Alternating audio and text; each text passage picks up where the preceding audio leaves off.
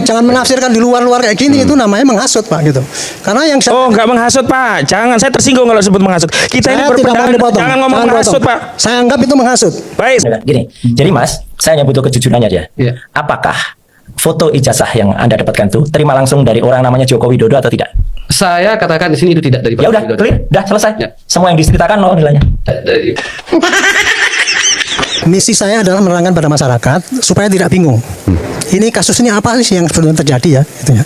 Sebetulnya kasus ini simpel kalau kita lihat akar masalahnya ya. Kasus yang kita ingin tahu ini adalah membuktikan apakah ijazah Pak Jokowi itu asli atau palsu. Cuman itu, tapi kemudian kan muncul jadi berapa LP banyak sekali kan, ini ngelaporkan ini ngelaporkan ini. Akhirnya terjadilah sengketa pendapat ya. Sengketa antara dua pihak itu. Pihak yang ingin menyatakan bahwa ini palsu dan pihak yang menyatakan yang dituduh itu ini asli. Intinya sebenarnya itu aja Pak. Nah, kalau untuk membuktikan suatu tuduhan itu ya, pemalsuan adalah suatu pidana. Maka caranya ya harus pakai hukum pidana. Nah, hukum pidana itu meliputi ya, kalau prosesnya sesuai KUHP ya itu ya. Itu tahapnya adalah mulai dari penyelidikan, penyidikan, penuntutan, terus penghakiman di pengadilan negeri. Nah, untuk sampai kepada pengadilan itu tadi kan yang dicari kan Pak Roy ngomongnya keadilan, kejujuran gitu ya. Memang pengadilan itu dibutuhkan kejujuran dan keadilan juga. Nah, makanya, tapi kalau di dalam pengadilan itu, maka yang ditempuh adalah adu bukti. Adu bukti, mana bukti yang menguatkan ini adalah palsu dan ini ada yang asli. Pasti dua-dua pihak kan menunjukkan ini tadi kan. Jadi debat selama 1 jam itu tadi ya, kalau menurut saya itu tidak kena pada masalah itu. Sorry ya, saya mengatakan gitu. Karena apa? Karena mungkin ya kekurang pahaman daripada masing-masing pihak ya itu. Cara memperjuangkan haknya itu. Kalau kita ingin membuktikan bahwa itu ijazah itu adalah palsu, Pak Jokowi, mestinya pelapor itu menunjukkan, saya buktikan ini tidak palsu Pak, buktinya ini, saya terima ini. Pelapor. Ya pelapor harus menunjukkan dong itu bahwa itu tidak, bukti-bukti yang mendukung bahwa itu tidak asli. Ditunjukkan kepada? Ditunjukkan kepada penyidik kalau untuk pertama kali kan itu. sudah, Pak Jokowi sudah membawa Pak. Enggak, ini jangan ini saya hanya melihat teorinya nih Pak. Iya. Oke, baik. Itu kan yang selama ini yang itu kan cuma di setting sehingga itu terjadi benturan-benturan. Jadi gini ya, masing-masing pihak itu mestinya mengumpulkan bukti-bukti, Ya. dibawa ke persidangan.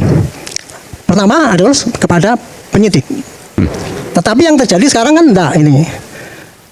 Bukti-bukti daripada yang menuduh itu itu palsu kan disampaikan di media di mana-mana, ini begini buktinya begini gitu kan. Nah, ya itu tadi seperti tadi cerita tadi. Ini yang disasarkan adalah ijazah palsu. Tapi tadi yang disasarkan tesisnya yang palsu, tidak benar, dosen yang diganti-ganti, katanya menuduh bahwa itu dosennya dirubah karena dibantu oleh UGM untuk ini. Itu kan hanya asumsi kan, tidak ada bukti yang nyata. Baru karena di dalam apa itu laman itu berubah, wah berarti ini UGM membantu Pak Jokowi. Seakan-akan kan gitu timbul prasangka yang kayak gitu kan itu. Ini akibatnya sehingga kasus ini jadi berlarut-larut panjang karena menimbulkan sangkaan-sangkaan yang terbang di mana-mana itu.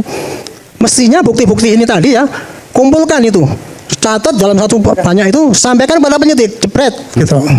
Sama juga yang dari pihak yang Pelapor. yang dituduh, pasti dia akan mengatakan apa ini buktinya begini.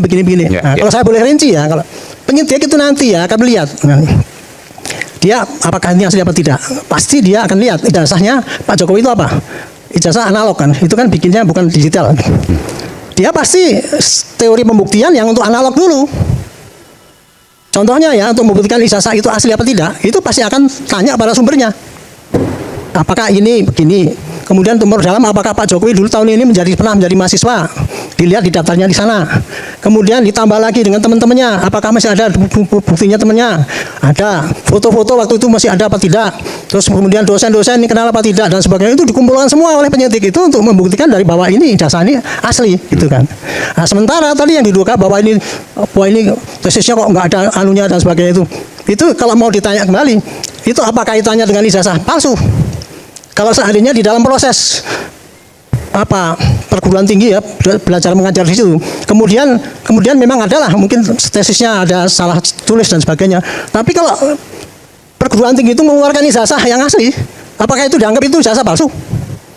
Walaupun tumbuhnya dulu mungkin ada cacat hukum ya gitu ya. Tapi sepanjang itu dikeluarkan ijazah yang asli, ya itu bukan asli. Makanya sumber daripada penyidikan itu ditujukan kepada bentuk ijazah ini dulu, ini asli apa tidak gitu. Untuk mendukung adalah apakah memang itu betul-betul asli dan memang betul-betul fair, sah. Nah ini bedanya ya. Ijazah yang asli dan sah gitu kan. Asli dikeluarkan oleh perguruan tinggi, tetapi mungkin ada cacatnya dulu, mungkin dia nggak ikut ujian atau apa dan sebagainya, bisa jadi terjadi. Tapi kalau itu dijadikan bukti ya kepada hakim bahwa ini Pak Jokowi ini ijazahnya ini katanya dosen asli, tetapi dia nggak lulus tesisnya ini, hakim ya nggak mau dong mengatakan itu. Pak Rianto, saya dari tadi dengar Mas Roy ingin nanti dulu supaya saya selesaikan dulu supaya duduk perkaranya itu jelas gitu. Saya hanya mengatakan ya Pak itu. Pihak yang menuduhkan itu sebagai itu tidak asli harus menyampaikan bukti-bukti bahwa itu tidak asli. Kalau menuntut lewat perdata, bunyinya udah jelas ada undang-undang. Siapa yang menuduhkan harus membuktikan kan gitu. Itu kalau perdata. Tapi kalau pidana, siapa yang menuduh itu kasihkan bukti. Bukti ini bahwa ini tidak asli. Biar diputus nanti hakim yang memutus. Itu bedanya. Gitu. Jadi ini gonjang-ganjing selama ini terjadi karena apa? Karena masing-masing ingin memaksakan kebenaran tuntutannya itu tidak dengan jalan yang tepat. Karena apa? Akhirnya ngomong ke mana-mana minta dukungan. Eksesnya itu sangat negatif. Menimbulkan kegaduhan ya. Kegaduhan. Satu lagi yang saya ingat peringatan, saya barusan lihat dari YouTube tadi. Di luar negeri sana presiden ini bahwa inilah presiden Indonesia yang pakai ijazah palsu. Itu kan menghancurkan bangsa kita, Pak. Itu video-video kan seluruh dunia jadi Pak Jokowi kan terkenal itu misalkan gitu. Tapi disebut betapa memalukan dia. Kok memasukkan ijazah? Padahal kan belum tentu terbukti tuh. Itu eksesnya itu. Pas yang tadi proses di kepolisian Pak, ini kan sudah dibawa ijazah Pak Jokowi. Saya silakan dulu ya. Iya, silakan Pak. Itu tadi kan cara membuktikan ya. Kalau kita berurusan ke hukum mengenai pemalsuan ini dan kemudian apakah ini asli tapi kemudian dituduh itu mencemarkan, itu pakai penyidikan namanya. Penyidikannya kira-kira polisi nanti gini Pak. Misalkan terima laporan dari pihak siapa Pak yang menuduh ini tadi ya, yang tidak asli. Pak Yaakob dari pihak yang Pak duluan Jokowi. mana? Kok enggak duluan apa saya dari penerimaan pelapor sana bahwa itu mengatakan tidak asli. Saya pengalaman penyidik ya Pak, penyidik dari bawah sampai atas saya. Dan saya yang bikin peraturan bagaimana caranya menyidik. Itu kalau membuktikan kayak gitu tuh pasti saya akan kumpulkan Pak data-data itu tadi. Yang dari UGM-nya dulu yang analog. Saksi-saksi yang tidak langsung pada penerbitan ijazah itu, tetapi termasuk data tulisan yang ada di situ, foto-foto dan sebagainya, semua itu ini, termasuk yang terakhir kalau itu sudah positif gitu ya, memang positif semua, cari ijazah temannya Pak Jokowi, diminta dibandingkan, disitulah, sama nggak? Iya, disitulah itu tadi pakai lapor Pak. Jadi saya dulu mengatakan untuk membuktikan ijazah Pak Jokowi itu asli atau palsu, tidak perlu pakai forensik, tidak perlu pakai temannya saja gitu. Forensiknya adalah dipakai untuk membandingkan ijazah yang lain, tapi tidak membandingkan, karena kalau ijazah Pak Jokowi asli nggak bisa dibandingkan ini asli apa enggak, kan cuma satu aslinya, ya kan kalau memang itu asli. Jadi dibandingkan dengan ijazah yang lain, pakai itulah yang namanya lapor, apakah banding apa tidak. Kalau oke, ya berarti ini asli betul gitu. Itu kalau membuktikan untuk yang asli ya. Nah sekarang kalau untuk membuktikan bahwa itu tidak asli ya, itu tadi. Apapun yang disampaikan oleh para pelapor tadi yang diomongkan di sini itu, dugaan jasanya nama OECU dan sebagainya itu, ya itu masukan supaya nanti dipertimbangkan oleh penyidik sebelum sampai ke hakim. Karena gini ya Pak, dalam proses penyidikan itu hanya untuk mencari barang bukti supaya lengkap, supaya membuat terangnya perkara. Dari terangnya perkara itu maka akan ditemukan tersangkanya. Nah sekarang kalau di dalam proses penyelidikan ini Pak, tuduhan ijazah itu palsu apa tidak, ada dua kemungkinannya. Oh ya ini memang palsu atau tidak. Kalau palsu berarti siapa yang memasukkan, ada kan tersangkanya. Berarti dari penyelidikan langsung naik ke penyidikan.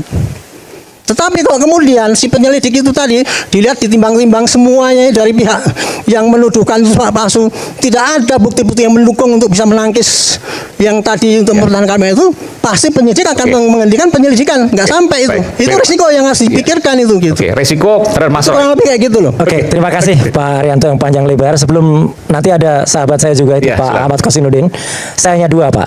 Jadi mohon semua orang tuh jangan kudet ya. Kurang update. Bapak, laporan TPUA ke Bareskrim itu sudah detail. udah masuk semua tadi yang bicarakan, lengkap dengan bukti-bukti, itu satu. Yang kedua, kita nggak bicarakan tesis, Pak. Yang kita bicarakan itu skripsi. Yang didebatkan itu tadi kan tesis, 1 jam tadi kan berdebatkan mengenai tesis. Skripsi, apa gunanya Pak. dia? Ya, skripsi, sorry. Pak. Ya udah, itu aja. Terima kasih. Ngapain 1 jam diberdebatkan di sini kalau itu mendebatkan? Saya awali dari Bung Aiman tadi yang menyatakan bahwa asumsinya gak mungkin dong orang berani bawa ijazah kalau tidak asli kepada polisi. Yes. Itu kalau kita rakyat kecil. Berbeda dengan Jokowi. Oke. Justru Menarik. kebalikannya, Jokowi itu ditakuti polisi. Sehingga kita lihat kronologisnya. 30 April 2025 Saudara Joko Widodo membuat laporan di Polda Metro Jaya dan langsung keluar nomor LP. Sementara TPUA membuat laporan di Barreskrim Mabes Polri Desember 2024 tidak diterbitkan LP. Baru kemudian setelah ada proses di Polda Metro Jaya, baru kemudian ditindaklanjuti, diperiksa. Ada yang dari jam 10 pagi sampai jam 11 malam. Ada beberapa yang dipertanyakan. Pertama, terlapornya siapa? Tidak dijawab oleh institusi Polda Metro Jaya. Sementara klien kami harus memberikan keterangan tentang sebuah peristiwa yang kalau terlapornya itu salah satunya adalah keluarga, tentu klien kami bisa menolak. Mau pakai nalarnya Pak Arianto. Itu siapa terlapor yang apa itu? menuduh? Sorry, Pak, saya kurang jelas ya. Yang dikatakan terlapornya itu siapa, dalam LP atau Dumas yang mana itu? Terlapor tuh di LP Polda Metro Jaya yang disebutkan oleh Kabid Humas Polda Metro Jaya, itu sudah muncul inisial. Tetapi begitu ditanya dalam proses pemeriksaan tidak diketahui, masih dalam penyelidikan. Saya lanjutkan. Selanjutnya, klien kami mencoba mempersoalkan melalui kami surat resmi ke Polda Metro Jaya. Kan Pak Jokowi, Saudara Joko Widodo berulang kali menyatakan, saya merasa dihina sehina-hinanya, saya merasa direndahkan serendah-rendahnya karena jasa saya dituduh palsu. Artinya apa? Dia menyatakan ini orang mencemarkan. Maka mengikuti logika Pak Arianto, Saudara Jokowi harus memberikan bukti di Polda Metro Jaya bahwa ada orang yang mencemarkan dirinya yang menyebut ijazah palsu. Dan bukti itu adalah ijazah aslinya. Sehingga ijazah asli itu harusnya disita di Polda Metro Jaya, bukan malah mengantarkan ke Barreskrim. Yang ketiga, ini kan delik aduan. Kami sudah protes. Kalau delik aduan itu terkait pasal 310 KUHP, 311 KUHP, 27A Undang-Undang ITE relevan. Kenapa? Karena ini delik yang sifatnya pencemaran dan penyerangan kehormatan melalui ITE. Kenapa pula peristiwa yang dipersoalkan adalah peristiwa Jokowi melihat video, bukan peristiwa klien kami dalam video-video yang dianggap pencemaran atau fitnah. Kenapa pasal 35 dan 32 itu tidak ditindak? Berarti ada pembiaran dari aparat penegak hukum. Sebab kalau pasal ini deliknya bukan delik aduan, justru polisi yang harus segera bertindak. Kenapa harus ada Saudara Sandi sekarang ikut jadi laporan? Kan ini banyak korban yang lainnya. Ini semua sumber kegaduhan itu hanya satu, Saudara Joko Widodo. Saya punya pengalaman. Klien saya di Pengadilan Negeri Surakarta bernama Bambang Trimulyono dan Saudara Gus Dur, saya yang menjadi kuasa hukum. 6 bulan kami bersidang. Klien kami dituduh mengedarkan kabar bohong. Dakwaan dan tuntutannya adalah 10 tahun penjara maksimum loh, ini karena 14 ayat 1 Undang-Undang Nomor 1 Tahun 1946 tentang peraturan pidana. Yang terakhir memang ini sudah dibatalkan MK. Andai saja ini pasal ini masih ada, pasti klien kami juga disisipkan pasal itu karena pasal ini sering dipakai. Tapi pertanyaannya adalah begini, logikanya ada orang dituduh mengedarkan kabar bohong, ijazah palsu. Tentu jaksa berkewajiban dong membuktikan bahwa ijazah itu asli. Tapi 6 bulan perjalanan sidang, ijazah ini nggak pernah ada. Waktu itu kan hakim sudah kami minta tolong dong Pak Hakim, katakanlah kalau klien kami ini harus dipenjara, jangankan 10 tahun, 100 tahun, 200 tahun, 300 tahun, udahlah nggak apa-apa. Yang penting bangsa kita tahu, oh ada ijazah asli. Menjadi tenanglah negara kita. Kita terbebas dari dosa sejarah, pernah mewariskan negara dengan legasi, pernah dipimpin oleh seorang presiden tertuduh ijazah palsu. Bersihlah nama Pak Jokowi, hancurkan saja Bambang Tri, nggak apa-apa lah, yang penting ijazah itu ada. Ternyata tidak ada juga. Tidak ada. Makanya klaim-klaim yang menyatakan oh itu kan sudah dibuktikan melalui pengadilan, orang itu kan sudah dipenjara. Memang dipenjara, tapi bukan karena dibuktikan sudah ada ijazah asli. Karena dianggap mengedarkan kabar bohong. Harusnya ijazah asli yang benar itu dibuktikan. Cara praktis untuk membuktikan itu kan hadirkan ijazah aslinya. Saya justru khawatir, ini satu analisis saya. Mohon maaf, saya memang sering ketemu penyidik dari Polri. Tapi pengalaman saya mungkin berbeda dengan Pak Arianto. Saya sering ketemu penyidik brengsek. Kasus saya, Charlie Chandra, penyidik itu mendobrak rumah menangkap klien kami. Padahal sudah ada panggilan pertama. Harus ya? Yang dipik ini. Yang dipik ini. Makanya pengalaman buruk di Mabes Polri itu kami jadikan acuan. Bagaimana mungkin kami percaya pada hasil yang akan dikeluarkan Mabes Polri jika prosesnya saja tidak transparan. Saya bikin satu analisa. Saya khawatir Proses yang bubble pour itu sebenarnya adalah proses untuk melegitimasi bahwa ijazah saudara Jokowi asli dan kemudian dihentikan di Mabes Polri. Selanjutnya itu menjadi bukti untuk menjerat klien kami di Polda Metro Jaya. Padahal ijazah itu harusnya disita di Polda Metro Jaya. Ini yang nggak fair. Anda bisa bukan. Oke, baik. Apa yang kemudian Anda sampaikan intinya ada kejanggalan dalam penyidikan. Oh, tidak sekedar kejanggalan. Ada proses yang secara sistematis mengkriminalisasi klien kami. Kita Saya tidak tersinggung ya dengan ngomongnya ada penyidik yang brengsek itu, bagi saya biasa. Saya sendiri juga mengatakan gitu, Pak. Kalau ada penyidik yang brengsek, katakan saya brengsek. Tapi kalau penyidik yang baik ya jangan dikatakan digeneralisir gitu. Itu satu. Yang kedua mengenai putusan Bambang itu ya, itu kok nggak dibuktikan itu ijazah asli ya. Justru karena hakim itu yakin bahwa Pak Jokowi itu pegang ijazah asli lah, makanya dia memutus kayak gitu. Itu. Kalau protes ya silakan aja protes pakai peradilan lagi. Jangan menafsirkan di luar-luar kayak gini, itu namanya menghasut, Pak, gitu. Karena yang Oh, nggak menghasut, Pak. Jangan, saya tersinggung kalau sebut menghasut. Kita ini berpendapat. Ya. Di forum ini jangan ngomong menghasut, Pak. Saya anggap itu menghasut. Baik, saya tidak terima ini dianggap Ya, menghasut. silakan. Saya juga silakan Anda mengatakan menghasut. Silakan. Saya mengatakan cara Anda ngomong itu adalah menghasut. Saya mengatakan Anda memframing saya menghasut. Oke ya, saya teruskan ya, Pak ya. Ya, silakan, Pak. Tadi penyidik yang tidak profesional tuh ya memang sebagian penyidik ya kayak gitu, Pak. Tapi ada yang baik. Nah, kemudian yang kedua, untuk proses ini penyidikan ini dengan ini terlambat, sana cuma dumas dan sebagainya. Kemudian diasut kepada masyarakat seakan-akan itu karena ada titipannya Pak Jokowi, polisi takut dengan Pak Jokowi dan sebagainya itu nggak benar itu, nggak betul itu. Ya, karena polisi sekarang juga ada yang baik. Pak Kapolri sudah mengatakan, saya tanya kemarin, pokoknya proses sedalam-dalamnya itu ya. Itu saya tadi telepon sama Dirkrimum, dia akan proses dalam-dalamnya itu untuk membuktikan yang itu asli itu apa tidak. Itu bukan hanya sekedar daripada yang kelihatan aja secara teoritis, tapi sampai mendalam, termasuk yang tadi diangkat-angkat oleh Pak Roy dan sebagainya itu. Pak Arianto sempat ketemu dengan Pak saya telepon dengan Dirkrimum. Oke. Jadi konsepnya kayak gitu dia. Ya. Ya pokoknya gitu. Nah, terus kemudian itu tadi pemeriksaan yang forensik itu tadi itu membandingkan dengan ijazah yang lain. Kurang apa coba fairnya? Itu kan nggak gitu kan? Nah, mudah-mudahan nanti ya penyidik itu akan terbuka, memberitahukan pada publik ini loh yang sudah saya periksa ini ngomong ini ngomong ini, yang memberatkan ini, yang meringankan ini. Oke lah, dari kesimpulan itu ya, kalau saya ya menyarankan digelar terbuka. Oh, untuk penyidikan itu digelar dulu waktu saya di Repidum. Waktu saya di Repidum ya, Pak ya. Untuk menentukan kasus-kasus yang kira-kira akan saya hentikan. Iya. Kurang bukti itu. Saya panggil semua itu. Naga-naganya dihentikan nih. Sebentar. Tolong ya, saya menghargai Anda ya. Siapa? Saya pun dia. Oke. Supaya laku dia gitu caranya. Mohon maaf, Pak, jangan begitu, Pak. Nah, makanya Itu subjektif itu. Oke, Pak. biar Pak Arianto bicara dulu. saya dulu mengasih contoh gini. Kalau kita mau menggelar satu kasus ya, yang kira-kira tidak yakin gitu kita, kan pasti nanti akan dituduh, wah ini polisinya kan main sogok dan sebagainya. Saya panggil pelapor, tersangka dengan advokatnya, dengan saksi-saksi semua, dengan saksi ahli yang didatangkan oleh masing-masing. Kita gelar. Dari situ akan kelihatan nimbang-nimbang untung ruginya itu. Kemudian apakah ini mau terus atau berhentikan? Kalau mau terus nanti yang dari tidak terima itu tadi kan sudah melihat apa yang dijadikan untuk terus. Boleh nggak peradilan dong kalau itu. Jadi kalau dibayangkan kasus ini, Pak, kalau seandainya dibuka transparan pada saat prosesnya nanti pembandingan, itu gimana, Pak? Bayangannya? Ya, bayangannya ya semua itu kita gelar. Ya. Masing-masing boleh mengajukan ini, Pak. Saya datanya begini seperti tadi itu Pak Roy biar ngomong dia. Ya. Yang sana ngomong gini gitu kan. Oke. Saksi ahli ditanya kita gimana? Kesimpulannya kalau saya penyidik punya sikap kan. Saya misalkan saya hentikan, jebret. Bagi yang tidak terima ya silakan pra peradilan. Oke. Itu Kalau dihentikan itu alasannya kira-kira apa, Pak? ya itu tadi menimbang bukti tadi. Kan itu bukti tadi kan ada yang Ya. positif negatif itu. Ya.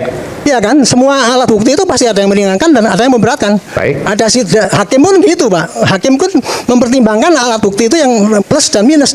Mana yang lebih berat itulah yang diambil. Pasti gitu hakim mengambil kesimpulan. Jadi kalau seandainya dihentikan itu, kalau bukti-buktinya tidak cukup, Tidak cukup. baik yang Seperti pro maupun contoh ya, kontra. saya kasih contoh ini aja Ya. lah gitu.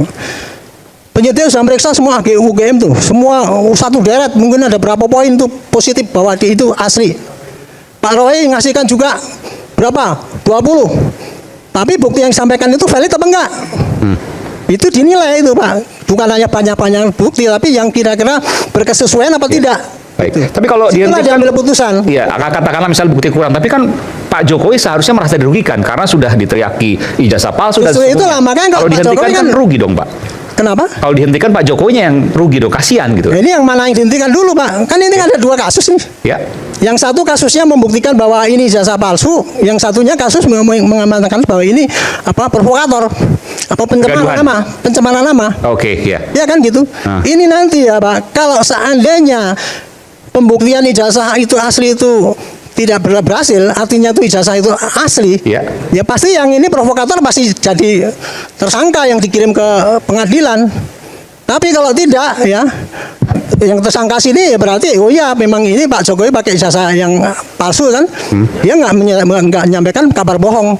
Kira-kira gitu Pak, jadinya caranya gitu Pak. Jadi kalau ijazahnya asli, Ya. berarti Mas Roy dan Pas kawan-kawan masuk itu nanti ke dikirim Pak, pengadilan. kirim ke pengadilan. Oke, masuk kan bukan masuk tahanan dong, Pak. Nah, masuk ke pengadilan, Pengadilan nanti, oke. Yang kedua, Kalau asli. Kalau asli. Dan transparan, terbuka, kata Pak Arianto, Ya. disaksikan publik dan live, Pak. Oke. Kita undang Ya, semua saya podcast, itu Pak. membela kejujuran keadilan, Pak. Demi Tuhan saya. Iya, iya. Bukan polisi ecek-ecek saya. Luar biasa. Saya dari kecil dulu saya dari kejujuran. Ya. Nah, makanya memperjuangkan kejujuran ini, keadilan ini juga harus transparan, Pak. ya. Kenapa saya undang Pak Arianto sini? Karena saya meyakini independensi Pak Arianto. Saya dekat dengan Pak Arianto, saya pernah ke rumah Pak Arianto dan saya tahu Pak Arianto. Pak Arianto adalah Adi Makayasa, lulusan terbaik tahun 1977, Pak ya. Akpol 1977. Ya. Dan luar biasa. Pak, Ya, sorry aja, Pak. Saya tidak hanya di AKABRI aja. Di semua sekolah saya nomor 1, Pak. semua. Lulusnya. Ini nggak sombong ya. Dan Saya ini- semangatnya masih luar biasa karena Iya, saya usia sekarang jujur 70. saya gitu. Masih kemudian menyampaikan suara-suara yang independen dan objektif. Itu Dan yang saya- sebaiknya Mas Aiman, sebaiknya saran-saran dari Pak Arianto tadi yang sekarang masih menjadi staf ahli Kapolri itu didengarkan para penyidik. Nah, makanya saya mau tanya, Pak. Terbuka, independen, kemudian boleh disiarkan Itu secara disampaikan luas. tadi, Pak, ke Tunjukkan Pak ijazah aslinya Dirtido. gitu kan, Pak? Saya sampaikan. Lah iya udah. Berulang kali saya. Tapi Responnya nggak tahu gimana? lah. Tunjukkan ijazah aslinya, itu clear. Apakah dia akan melaksanakan seperti itu atau tidak ya? Kalau saya sih kalau seandainya itu memang jujur ya, memang kan adanya kayak gitu, dibuka aja. Biar nanti Ah, publik betul yang Pak, dibuka aja. Dengerin, dibuka aja. Bukan, Ijazah. bukan ijazahnya dibuka. Oh, apanya, Pak? Itu namanya anarki itu, Pak. Oke. Nyuruh seorang ya mau buka, kamu ijazah palsu, buka nggak mau.